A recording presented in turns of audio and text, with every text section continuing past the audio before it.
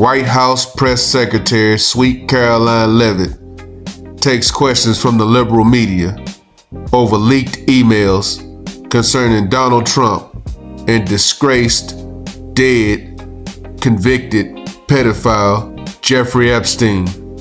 Take a listen. Ouija. Karoline. Sure.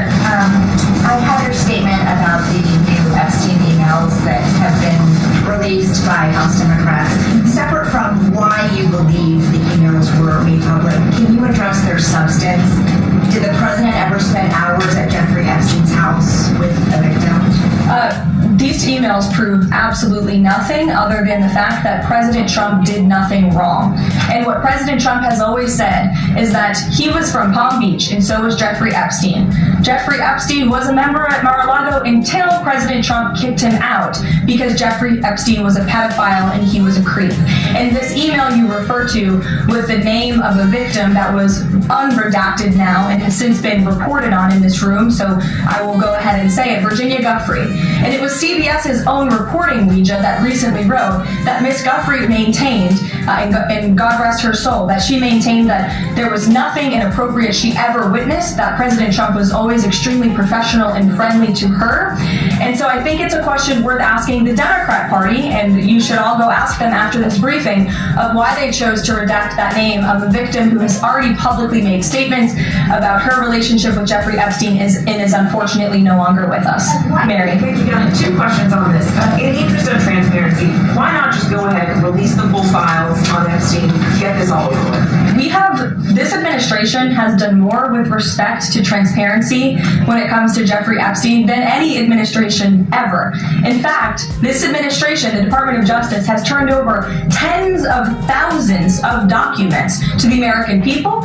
We are cooperating and showing support for the House Oversight Committee. That's part of the reason you are seeing these documents that were released today, because of the House Oversight Committee's and Republicans' efforts to get these out to the public. This administration also moved, the Department of Justice also moved to unseal grand jury testimony, which we know, unfortunately, a judge declined those requests. So this administration has done more than any, and it just shows how this is truly a manufactured hoax by the Democrat Party.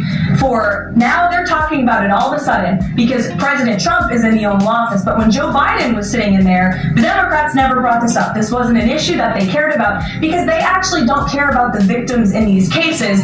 They care about trying to score political points against President Trump, as we have, of course, seen with this government shutdown. And this entire thing, again, it's not a coincidence to the American people at home. There are no coincidences in Washington, D.C., and it is not a coincidence that the Democrats leaked these emails to the fake news this morning ahead of Republicans reopening the government. This is another distraction campaign by the Democrat and the liberal media, and it's why I'm being asked questions about Epstein instead of the government reopening because of Republicans and President Trump. But given your interest in transparency, Karoline, why are White House officials then meeting with Representative Boebert in an effort to try and get her to not sign this petition calling for the release of the files? Doesn't it show transparency that members of the Trump administration are willing to brief members of Congress whenever they please? Doesn't that show our level of transparency? Doesn't that show the level of transparency when we are willing to sit down with members of Congress and address their concerns? That's a defining factor of transparency. Having discussions with members of Congress about various issues, and I'm not going to detail conversations that took place in the Situation Room in the press briefing room.